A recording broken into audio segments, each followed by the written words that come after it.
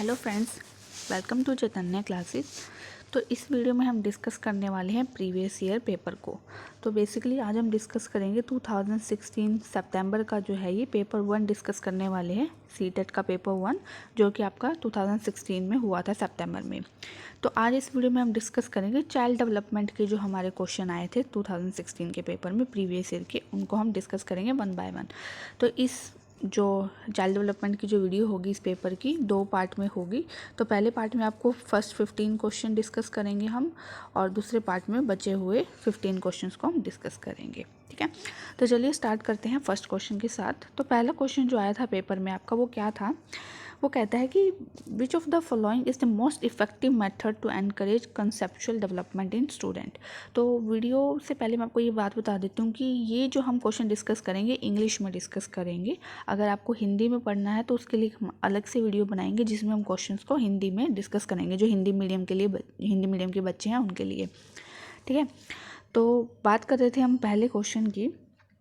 वो क्या कहता है, which of the following is the most effective method to encourage conceptual development in student. यानी इन 4 ऑप्शन, जो आपको 4 ऑप्शन दिए गए हैं, इन चारों में से जो है सबसे बेस्ट मेथड कौन सा है जो एनकरेज करता है बच्चे की कंसेप्चुअल डेवलपमेंट के लिए। ठीक है, इफेक्टिव मेथड इनमें से कौन सा है। तो आपके सामने 4 ऑप्शन है। पहला ऑप्शन कहता है कि give student multiple examples and encourage them to use reasoning. यानी बच्चे को अलग अलग तरीके से ज़्यादा एग्जाम्पल्स दीजिए और बच्चे को एनकरेज करे कि वो रीजनिंग का यूज़ करे, यानी अपने माइंड का यूज़ करे। अपनी ओपन एंडेड क्वेश्चन से जो है आप बच्चे को सिखा सकते हो। उसे इतना मतलब सिखाइए कि वो अपनी दिमाग का इस्तेमाल करते हुए अलग अलग एग्जाम्पल्स के थ्रू उस चीज़ को सीख सके और उसको प्रोत्साहित कीजिए। ठीक है, दूसरा ऑप्शन क्या कहता है, use punishment till student have made the required conceptual changes. बच्चे को तब तक पनिशमेंट दीजिए जब तक वह मतलब जो है सीख ना जाए उस चीज़ को, उसके अंदर कंसेप्चुअल चेंजेस आ ना जाए। तो ये ऑप्शन तो बिल्कुल गलत है, क्योंकि हमें बच्चे को पनिश नहीं करना है एज ए टीचर। तो ऑप्शन नंबर 2 तो यहाँ पर आएगा नहीं। थर्ड ऑप्शन कहता है कि new concept need to be understand on then on without any reference to the old ones. जो न्यू कंसेप्ट हम सिखा रहे हैं बच्चे को, तो उसके लिए जो है आपको पिछले कंसेप्ट की ज़रूरत नहीं है, उसका रेफरेंस देने की ज़रूरत नहीं है। न्यू कंसेप्ट को जो है अपने आप ही बच्चा सीखे, या उसके मतलब प्रीवियस नॉलेज को रिलेट नहीं करना। तो ये ऑप्शन भी गलत है, क्योंकि मैंने आपको बताया था क्योंकि प्रीवियस नॉलेज को टीचर का काम है कि वो बच्चे की प्रीवियस नॉलेज को रिलेट करे जो कि वो क्लास में पढ़ाने जा रही है। तो प्रीवियस नॉलेज से रिलेट करना तो बहुत ज़्यादा ज़रूरी है। ऑप्शन नंबर 3 यहाँ पर रिजेक्ट हो जाएगा। ऑप्शन नंबर 4 क्या कहता है, replace the students incorrect ideas with correct ones and asking them to memorise. यानी बच्चों ने जो गलत आइडियाज़ दिए हैं उनको आप गलत ठहराकर उनको सही बता दो अलग से, और उनको कह दो कि इन्हें आप याद कर लो जो सही तरीके हैं। तो ये भी गलत है, हमें बच्चों को रटवाना नहीं है चीज़ों को। ठीक है, हमें उनको समझाना है। तो ऑप्शन नंबर 1 ही बिल्कुल सही है, जिसमें हम बच्चों को एक से ज़्यादा एग्जाम्पल्स दे के बच्चे को एनकरेज करेंगे कि वो उस चीज़ को सीखे। तो ऑप्शन नंबर 1 यहाँ पर बिल्कुल सही होगा। क्वेश्चन नंबर 2 क्या कहता है कि primary school children will learn most effective in an atmosphere. यानी जो प्राइमरी क्लास के बच्चे हैं वो किस तरीके के एटमॉस्फेयर में है जो सबसे ज़्यादा अच्छे से सीखते हैं, यानी मोस्ट इफ़ेक्टिव जो है किस एनवायरनमेंट में जो है बच्चे सीखते हैं, ये पूछा गया आपसे। तो पहला ऑप्शन क्या कहता है, where the focus and stress are only on mastering primarily cognitive skills of reading writing and mathematics. एक ऐसा एनवायरनमेंट जहाँ पर ये फोकस किया जाता है और इस चीज़ पर स्ट्रेस दिया जाता है कि बच्चे जो हैं रीडिंग में, राइटिंग में और मैथमेटिक्स में जो है मास्टरी गेन कर ले, यानी बहुत ज़्यादा वो है उनकी मतलब जो उनको सीख ले। तो ऐसा बिल्कुल नहीं है, क्योंकि सिर्फ रीडिंग राइटिंग और मैथमेटिक्स पर मास्टरी गेन करना फोकस नहीं होता टीचर का, कि वो बच्चे को ये नहीं चाहता कि बच्चा जो है इसमें मास्टरी गेन करे। तो ऑप्शन नंबर 1 रिजेक्ट हो जाता है यहाँ पर। उसके बाद सेकंड ऑप्शन कहता है, where the teacher leads all the learning and expect student to play a passive role. वो कहता है कि टीचर खुद जो है लर्न करे, यानी टीचर खुद आगे आए हर चीज़ों में, और बच्चा जो है सिर्फ पैसिव रोल की तरह बिहेव करे। बच्चा सिर्फ क्या है, सुनता रहे, कुछ ना करे। तो ये भी गलत है, क्योंकि हमारा काम है कि बच्चा एक्टिव हो क्लास में, ना कि टीचर। तो उसके बाद ऑप्शन नंबर 3 क्या कहते हैं कि where their emotional needs are met and they feel that they are valued। एक ऐसा एनवायरनमेंट जहाँ पर बच्चे की जो है इमोशनल नीड पूरी होती है, या आप कह सकते हो कि वहाँ पर जहाँ जिस एनवायरनमेंट में वो बच्चा अपनी वैल्यू को फील करता है, वो समझता है कि हाँ मेरी कही हुई बातें को मैम सुनती है, समझती है और मुझे समझाती है। तो ये ऑप्शन यहाँ पर बिल्कुल सही होगा, क्योंकि बच्चे को एक ऐसा एनवायरनमेंट देना है जहाँ पर जो है बच्चे की इमोशनल नीड है वो फुलफिल हो और बच्चे को जो है वैल्यू फील हो अपनी। तो ऑप्शन नंबर 3 यहाँ पर सही होगा। ऑप्शन नंबर 4 चौथा क्या कहता है, एक बार देख लेते हैं। Where the teacher is authority and clearly dictates what should be done. यहाँ पर क्या बच्चा से टीचर जो है सीधा डिक्टेट करता रहे जो बच्चे को क्लासरूम में करना है। तो सिर्फ डिक्टेशन देना ही मैम का काम नहीं होता, बच्चे को समझाना भी ज़रूरी होता है। तो ऑप्शन नंबर 4 यहाँ पर गलत होगा, ऑप्शन नंबर सही 3 जो है वो सही होगा। नेक्स्ट क्वेश्चन की तरफ चलते हैं। क्वेश्चन नंबर 3 क्या कहता है कि एक बच्चा है जो क्लास के बाहर जो है एक बर्ड को देखता है, ठीक है। A child sees a crow flying past the window and seeing a bird, what does this suggest about the child thinking. जो बच्चा क्या है क्लासरूम में बैठा है और क्लासरूम के बाहर वो एक पक्षी को देखता है, तो वो बोलता है कि एक पक्षी उसको देख के बोलता है, बर्ड को देख के। तो इससे आप क्या सजेस्ट करते हो बच्चे की थिंकिंग के बारे में, यानी बच्चे की थिंकिंग किस तरीके की है। तो पहला ऑप्शन कहता है कि the child has previously stored memories, बच्चे के पास पुरानी यादें हैं कुछ उस बर्ड को लेकर। उसके बाद सेकंड ऑप्शन कहता है the child has developed the concept of A bird, बच्चे को पक्षी के बारे में पता है पहले से ही।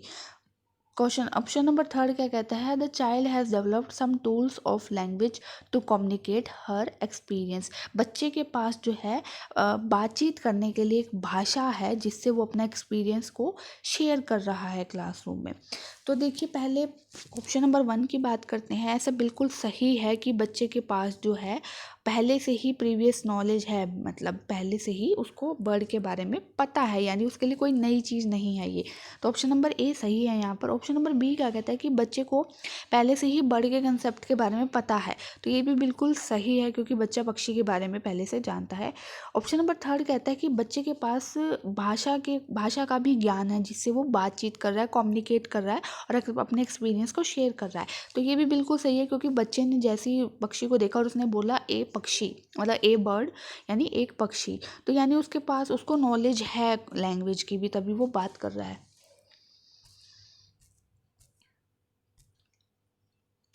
तो इसलिए यहाँ पर जो है आपके option number A B C तीनों ही सही होंगे, तो ऑप्शन नंबर 1 यहाँ पर बिल्कुल सही होगा। चलिए नेक्स्ट क्वेश्चन की तरफ बढ़ते हैं। क्वेश्चन नंबर 4 क्या कहता है what should a teacher tell her student to encourage them to do task with intrinsic motivation. Intrinsic motivation का मतलब क्या होता है, जब बच्चा अंदर से मोटिवेट होता है, यानी अपने अंदर अपने भीतरी उसको प्रेरणा मिलती है, उसको बोलते हैं इंट्रिसिक मोटिवेशन, ठीक है। तो यहाँ पर ये क्वेश्चन पूछ रहा है कि टीचर का क्या काम, टीचर ऐसा क्या करे कि जो बच्चा है अपने अंदर से प्रेरित हो, ठीक है। तो आपके सामने 4 ऑप्शन है। पहला है कि टीचर ये कहे complete the task fast and get the toffee, कि फटाफट टास्क करो, यानी फटाफट जो भी उस टीचर ने काम दिया है वो कहती है कि फटाफट ये काम करो तो तुमको एक टॉफ़ी मिलेगी। दूसरा ऑप्शन कहता है कि try to do it you will learn, तुम इसको करो तुम्हें कुछ सीखने को मिलेगा। तीसरा कहता है कि come on finish it before she does, यानी किसी से कंपैरिजन हो रहा है, यहाँ पर टीचर कहती है कि इससे पहले, इसके ख़त्म करने से पहले तुमको ये काम ख़त्म करना है। ऑप्शन नंबर 4 कहता है कि why can not you be like him, तुम इसकी तरह क्यों नहीं हो, देखो इसने कितना परफेक्टली काम किया है। तो यहाँ पर भी कंपैरिजन की बात हो रही है कि टीचर किसी से कंपेयर कर रही है। तो ऑप्शन नंबर 4 बिल्कुल गलत होगा क्योंकि हमें क्लासरूम में कंपेयर नहीं करना बच्चे को। अगर आप कंपेयर करोगे तो बच्चे के अंदर हीन भावना बहुत ज़्यादा आ जाती है। तो क्लासरूम में कभी भी जब आप बच्चे को सिखाते हो तो आपको किसी दूसरे बच्चे से कंपेयर नहीं करना, ठीक है। अंदर से मोटिवेट करने के लिए यहाँ पर जो 3rd ऑप्शन है वो बिल्कुल सही है कि come on finish it before she does. यहाँ पर जो है एक बच्चे के अंदर उत्सुकता आती है कि मेरे को इससे पहले करना है, एक कंपटीशन वाली फीलिंग आती है कि नहीं मुझे इस बच्चे से पहले करके दिखाना है टीचर को, तो वो अंदर से मोटिवेट होता है इस चीज़ के लिए। तो यहाँ पर जो है ऑप्शन नंबर 3 बिल्कुल सही होगा। जो ऑप्शन नंबर 1 की बात है, यहाँ पर कुछ बच्चों को लगेगा कि वो सही है कि टीचर लालच देगी बच्चे को कि फटाफट काम करो और तुम्हें एक टॉफ़ी मिलेगी। ये जो एग्जाम्पल है ऑप्शन नंबर 1 ये इंट्रिसिक मोटिवेशन का एग्जाम्पल नहीं है, ये एक्सटर्नल मोटिवेशन का एग्जाम्पल है। एक्सटर्नल मोटिवेशन कौन से होते हैं, जब आप उसको बाहरी तरफ से उसको कोई चीज़ दो, मतलब आप उसको कोई प्राइज़ का लालच दो, कोई गिफ्ट का लालच दो, और जब वो मोटिवेट हो उस काम को करने के लिए, तो वो एक्सटर्नल मोटिवेशन कहलाता है। इंटरनल मोटिवेशन क्या होता है, जब बच्चा खुद वो चीज़ करना चाहता है दिल से, तो उसके लिए जो है ऑप्शन नंबर 3 यहाँ पर सही है। ठीक है, चलिए अब नेक्स्ट क्वेश्चन की तरफ बढ़ते हैं। नेक्स्ट क्वेश्चन क्या कहता है कि how can a teacher encourage her student to be, वही है दोबारा कि बच्चा टीचर क्या है अपने स्टूडेंट को जो है अंदरूनी मोटिवेशन करना चाहता है, भीतर से मोटिवेट करना चाहता है, इंटरनल मोटिवेशन चाहता है बच्चे के अंदर, तो वो किस तरीके से कर सकता है, टीचर कैसे हेल्प कर सकता है इस चीज़ में। तो पहला ऑप्शन कहता है कि by supporting them in setting individual goal and their mastery, यानी बच्चे को वो हेल्प करे कि जो उसके गोल हैं उसको जानने के लिए, उसको सेट करने के लिए, और बाद में उन पे मास्टर करने के लिए, यानी उनको अचीव करने के लिए। तो ये एक तरह से बिल्कुल सही है यहाँ पर। अभी पहले आगे ऑप्शन देखते हैं। सेकंड ऑप्शन क्या कहता है कि उनको टेंजिबल रिवार्ड्स दी। टेंजिबल रिवार्ड्स कौन से होते हैं, जिन्हें हम छू सकते हैं। टेंजिबल मतलब जिन्हें हम छू सकते हैं। टेंजिबल रिवार्ड का मतलब जैसे है कुछ टॉफीज़ देना, कुछ प्राइजेस देना। तो ये मैंने अभी आपको बताया पिछले क्वेश्चन में कि ये जो जिस तरीके के रिवार्ड होते हैं ये क्या होते हैं, एक्सटर्नल मोटिवेशन में काम आते हैं। तो यहाँ पर बात हो रही है इंटरनल मोटिवेशन की, तो ऑप्शन नंबर 2 तो यहाँ पर हो गया हमारा गलत। उसके बाद थर्ड ऑप्शन कहता है कि by inducing fear and anxiety, मतलब कि बच्चे के अंदर डर पैदा करके, तो ये भी बिल्कुल गलत है, हमें बच्चे को डराना नहीं है। और उसके बाद क्या है फोर्थ ऑप्शन की कम्पिटिटिव टेस्ट लेकर, कम्पिटिटिव टेस्ट लेकर बच्चा मोटिवेट नहीं होगा, क्योंकि इससे हो सकता है कि वो डिमोरलाइज भी हो जाए, अगर उसके नंबर कम आ जाएँ तो बच्चा जो है डर भी सकता है, वो सोच सकता है कि वो नहीं पढ़ सकता। तो इस तरह की चीज़ें बच्चे को मोटिवेट नहीं करती। तो ऑप्शन नंबर 1 बिल्कुल सही है कि बच्चे को उसके गोल्स के बारे में बताओ, उसको बताओ कि उसे पूछो, और फिर उसको उसके उस गोल्स को सेट करने में हेल्प करो, और साथ ही साथ उसको फिर मास्टरी करने में हेल्प करो। तो ऑप्शन नंबर 1 यहाँ पर बिल्कुल सही होगा। नेक्स्ट क्वेश्चन क्या कहता है कि एलिमेंट्री क्लासरूम में इफेक्टिव टीचर का एम क्या होता है। किसी भी एलिमेंट्री क्लासरूम में टीचर का क्या एम होता है बच्चे को मोटिवेट करने के लिए। ठीक है, तो पहला ऑप्शन कहता है कि वो बच्चे को पनिशमेंट दे, बिल्कुल गलत। पनिशमेंट तो जहाँ पर वर्ड आ जाए आपका ऑप्शन वहीं रॉन्ग हो जाता है। सेकंड ऑप्शन क्या कहता है कि वो क्या है, इस तरीके से बच्चे को कहे कि आपको ईयर एंड जो एग्जामिनेशन होते हैं उसमें अच्छे मार्क्स आएँ, तो ये भी बिल्कुल गलत है। हमारा मोटिव जो है बच्चे के नंबर लाना नहीं है, यानी हमें ये नहीं कहना बच्चे को कि आपको ईयर एंड एग्जामिनेशन जो होंगे उसमें अच्छे मार्क्स लाना है। हमें क्या है, बच्चे को सिखाना है, ना कि हमें मार्क्स लाने हैं। तो ऑप्शन नंबर 2 भी गलत हो जाता है। फोर्थ ऑप्शन कहता है कि उसको रट्टा लगाने के लिए कहिए, to rote memorize so that they become good at recall, यानी जब उसको रट कर याद करने को कहिए। तो ऑप्शन नंबर 4 भी बिल्कुल गलत है, हमें बच्चे को रटवाना नहीं है। ऑप्शन नंबर 3 यहाँ पर बिल्कुल सही है, हम बच्चे को कहेंगे कि to learn so that they become curious and love learning for its own sake, यानी बच्चे को हम सिखाएंगे इस तरीके से कि बच्चे खुद क्यूरियस हो, यानी बच्चा खुद जानना चाहे, खुद पढ़ना चाहे, और जो इसको वो अपने आप पढ़ने के लिए वो प्रेरित हो सके। तो ऑप्शन नंबर 3 यहाँ पर हमारा बिल्कुल सही होगा, जब बच्चा खुद अपने दिल से पढ़ना चाहेगा। नेक्स्ट क्वेश्चन क्या कहता है, which of the following is an example of effective school practice. Effective school practice का बेस्ट एग्जाम्पल यहाँ पर पूछा है, कौन सा है। तो पहला है इंडिविजुअलाइज्ड लर्निंग, यानी हर बच्चे के हिसाब से हर बच्चे को अलग अलग लर्निंग करवाना। तो ये एक एग्जाम्पल अच्छा लग रहा है हमें, मतलब हो सकता है ये ऑप्शन सही हो। सेकंड देखते हैं कम्पिटिटिव क्लासरूम। कम्पिटिटिव क्लासरूम बेकार चीज़ है, बहुत ही कंपटीशन नहीं करवाना है बच्चे को क्लासरूम में, बिल्कुल भी कंपेयर नहीं करना है, बिल्कुल भी ये नहीं कहना है कि ये बच्चा इंटेलिजेंट है, ये पुअर है, तो इस तरीके की चीज़ें तो क्लासरूम में करनी ही नहीं। थर्ड क्या है, कांस्टेंट कंपैरेटिव इवैल्यूएशन, यानी कंपैरिजन के साथ इवैल्यूएशन करना बच्चे का कि ये बच्चा फर्स्ट है, ये सेकंड है, ये अच्छा पढ़ता है, ये तुम्हें बिल्कुल नहीं आता। इस तरीके की भी एक्टिविटी हमें नहीं करनी क्लासरूम में। फोर्थ है कॉर्पोरल पनिशमेंट। कॉर्पोरल पनिशमेंट यानी पनिशमेंट होगी आपकी, पनिशमेंट तो आपको बिल्कुल भी नहीं करनी। तो ऑप्शन नंबर 1 आपका यहाँ पर बिल्कुल सही बनता है, जिसमें आपको क्या है, हर बच्चे के हिसाब से हर बच्चे को अलग अलग करके लर्निंग करवानी है। इंडिविजुअलाइज्ड लर्निंग का मतलब क्या होता है कि हर बच्चे का एक अलग माइंड सेट होता है, हर बच्चे को अलग तरीके से समझ आता है, हर बच्चे का पढ़ने का तरीका अलग होता है, समझने का तरीका अलग होता है। तो उसी के हिसाब से आपको गया क्लासरूम में पढ़ाना है। तो ऑप्शन नंबर 1 यहाँ पर सही होगा। नेक्स्ट क्या है, आपसे प्रिंसिपल बेस्ड क्वेश्चन पूछा गया है। आपके जो चाइल्ड डेवलपमेंट के कुछ प्रिंसिपल्स हैं तो उसमें पूछा गया है कि सिफेलोकॉर्डुअल प्रिंसिपल है, ये किसके बारे में बताता है। तो ये डायरेक्ट आपको नाम याद रखना है, मैं जब प्रिंसिपल की वीडियो बनाऊंगी तो आपको अच्छे से एक्सप्लेन करूंगी। तो ये प्रिंसिपल जो है हेड से टो की तरफ जो डेवलपमेंट होती है बच्चे की, उसके बारे में बताता है। ये प्रिंसिपल ये कहता है कि जो बच्चे की डेवलपमेंट होती है पहले उसके सिर की होती है, फिर धीरे धीरे वो जो है पूरे उसके शरीर से वो नीचे की तरफ जाता है। मतलब उसकी डेवलपमेंट उसके दिमाग से, उसके सिर से स्टार्ट होते हुए उसके पैर के अंगूठे तक जाती है। इस तरीके से उसकी डेवलपमेंट होती है। तो ये इस बारे में कहता है। तो ऑप्शन नंबर 1 यहाँ पर सही होगा। नेक्स्ट क्वेश्चन क्या कहता है, which of the following is a sensitive period pertaining to language development.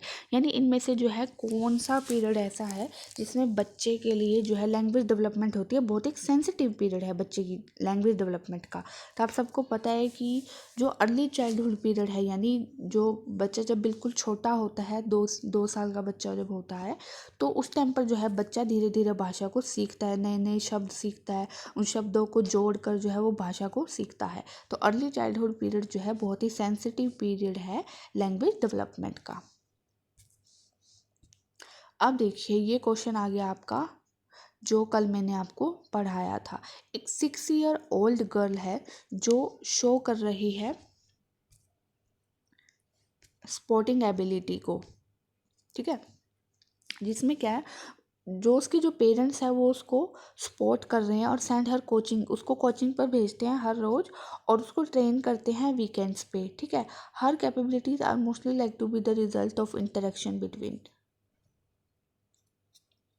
ठीक है। तो इसमें क्या है, बच्चे को जो है ट्रेन किया जा रहा है उसके पेरेंट्स के द्वारा, जिसमें जो है उसको स्पोर्ट्स पर्सन की तरह उसको ट्रेन किया जा रहा है। तो इसमें ये कहा है बेसिकली कि जो लड़की है 6 साल की, वो बहुत ज़्यादा मतलब एक्सेप्शनल स्पोर्ट एबिलिटी है उसके अंदर, यानी बहुत अच्छा खेलती है वो, बिल्कुल बहुत ज़्यादा अच्छा प्रदर्शन करती है वो खेल में।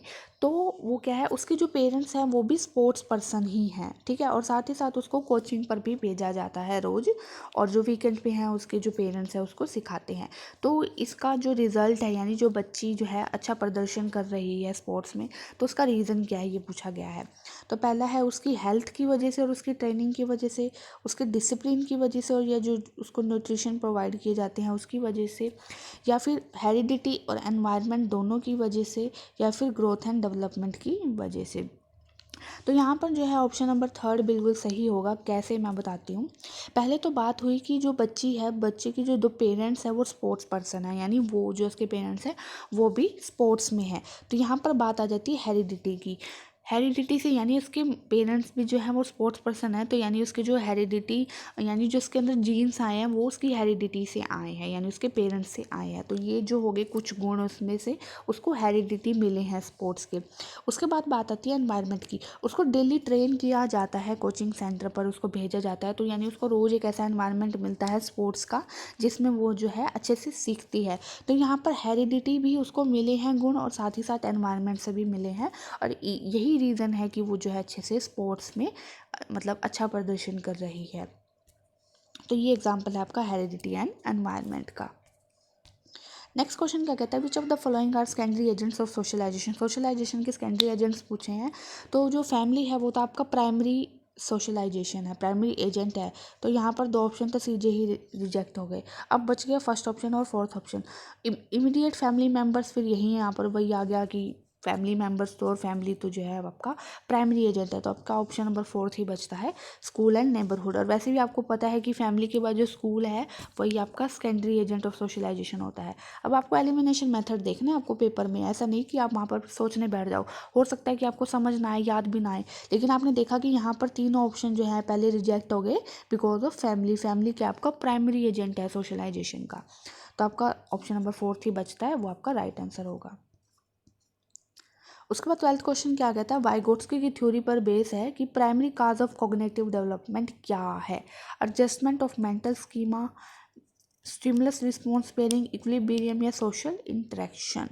तो कॉग्निटिव डेवलपमेंट जो बताई थी वाइगोट्स्की ने, तो उन्होंने कुछ चीज़ें बताई थी, तो वो जब मैं थ्योरी में आपको समझाऊंगी तो आपको अच्छे से समझ आएगा। बाकी मैं भी आपको बता देती हूँ, उन्होंने स्कीमास के बारे में बताया था। स्कीमास क्या होते हैं कि जब बच्चा कोई कुछ चीज़ देखता है, कुछ सीखता है, तो उसके दिमाग में उसकी ना पिक्चर बन जाती है, यानी उसके दिमाग में वैसी उसकी एक फ़ोटो बन जाती है, उसको स्कीमा बोलते हैं। ठीक है, तो वाइगोट्स्की की जो थ्योरी थी कॉग्निटिव डेवलपमेंट की, तो जिसका प्राइमरी काज था वो यही था कि एडजस्टमेंट करता है बच्चा अपने मेंटल स्कीमा में, यानी उसके दिमाग में जो पिक्चर्स बनी हुई हैं उससे वो जानने की कोशिश करता है। तो ऑप्शन नंबर 1 यहाँ पर सही होगा। उसके बाद 13 क्वेश्चन क्या कहता है, कॉलर्सबर्ग की थ्योरी पर बेस्ड है ये क्वेश्चन। ये कहता है कि your parents will proud of you if you are honest, यानी अगर आप ईमानदार हो तो आपके पेरेंट्स आपके ऊपर प्राउड फील करेंगे। तो ये जो है कौन से उसका पार्ट है कॉलर्सबर्ग की थ्योरी का, ये पूछा गया है। तो कॉलर्सबर्ग की थ्योरी के जो आपके 6 पार्ट हैं, इनको डिटेल में मैं आपको थ्योरी में एक्सप्लेन करूंगी अच्छे से, लेकिन अभी मैं बता देती हूँ कि जो कॉलर्सबर्ग की थ्योरी का पहला पार्ट था वो यही कहता है, गुड गर्ल और गुड बॉय ओरिएंटेशन के नाम से जो है उसमें ये बताया गया है कि बच्चा जो है ये सोचता है कि अगर वो अच्छे काम करेगा तो उसके पेरेंट्स को शाबाशी देंगे, तो वो क्या है अपने पेरेंट्स के लिए, अपनी सोसाइटी के लिए गुड गर्ल और गुड बॉय की तरह मतलब रहेंगे, यानी वो इस चीज़ को गुड मानते थे। तो वो यही कहते थे कि अगर हम ऑनेस्ट रहेंगे तो हमारे पेरेंट्स हमारे ऊपर प्राउड फील करेंगे। तो ये किसके पार्ट के अंदर आता है, गुड बॉय और गुड गर्ल ओरिएंटेशन के अंदर। इसको डिटेल में हम थ्योरी में डिस्कस करेंगे जब हम थ्योरी को पढ़ेंगे। नेक्स्ट क्वेश्चन क्या कहता है, जीन पियाजे की थ्योरी के ऊपर बेस्ड है। वो कहता है which of the following is a necessary part of learning, इनमें से कौन सा जो है नेसेसरी पार्ट है लर्निंग का। ठीक है, पहला ऑप्शन है belief in immanent justice reinforcement by teachers and parents, active exploration of the environment by the learners. तो यहाँ पर ऑप्शन नंबर 3 बिल्कुल सही होगा, क्योंकि जीन पियाजे का कहना था कि कुछ भी सीखने के लिए जो नेसेसरी कंडीशन क्या है, उसका एनवायरनमेंट होना चाहिए बच्चे का, यानी बच्चे का ऐसा एक्टिव एनवायरनमेंट होना चाहिए जिसमें बच्चा एक्सप्लोर करे, कुछ नया सीखे, खोज करे किसी नई चीज़ की, नई नई चीज़ों को खोज के सीखे। तो active exploration of the environment by the learner, option number 3 यहाँ पर सही होगा। और लास्ट क्वेश्चन है इस वीडियो का, क्वेश्चन नंबर 15। वो क्या कहता है, जीन पियाजे की थ्योरी पर ही बेस्ड है। जीन पियाजे ने स्कीमा के बारे में बताया था जब, तो अकॉर्डिंग टू जीन पियाजे schema building occurs as a result of modifying new information to fit existing schemas and modifying old schema as per the new information। तो ये भी जो है जीन पियाजे की जो थ्योरी है, Piaget's theory of cognitive development, उसमें उन्होंने 3 चीज़ें बताई थी। एक बताया था स्कीमा के बारे में, ठीक है, एक बताया था उन्होंने एकोमोडेशन, एक बताया था उन्होंने एसिमिलेशन। ये 3 वर्ड्स बताए थे उन्होंने। ये तीनों वर्ड्स मैं आपको अभी रिसेंट अभी मैं एक नई वीडियो डालूंगी जल्द ही, कल या परसों में, तो उसमें मैं आपको बताऊंगी कि इन तीनों का क्या मतलब है, इन तीनों को कैसे समझना है। लेकिन अभी जस्ट मैं यहाँ पर आपको क्वेश्चन समझाने के लिए थोड़ा सा बता देती हूँ। देखो स्कीमा मैंने वही बताया, स्कीमा क्या होता है, जब बच्चे के दिमाग में किसी चीज़ को लेकर कोई पिक्चर बन जाती है किसी इंफॉर्मेशन को लेके, तो वो हो जाता है उसका स्कीमा। एसिमिलेशन और अकोमोडेशन में क्या फ़र्क होता है, यहाँ पर कह रहा है कि जब बच्चा new information to fit existing schemas, यानी उस बच्चे को कोई न्यू इन्फॉर्मेशन मिली है और उसको जो है किसी पुरानी मतलब जो उसके दिमाग में इंफॉर्मेशन है उसके अंदर फिट करने की कोशिश करता है, तो उसको क्या कहते हैं, एसिमिलेशन कहते हैं। ठीक है, उसके बाद जब वो मॉडिफाई करता है अपनी पुरानी इंफॉर्मेशन को न्यू इंफॉर्मेशन में, तो उसको क्या कहते हैं, हम एकोमोडेशन कहते हैं। ये जो है डिटेल में मैं आपको अच्छे से समझाऊंगी, थ्योरी में आपको यहाँ समझ नहीं आएगा, मैं वहाँ पर आपको एक स्टोरी से बताऊँगी। अगर मैं यहाँ समझाने लग गई तो बहुत लंबी वीडियो हो जाएगी और आपको अच्छे से समझ भी नहीं आएगा।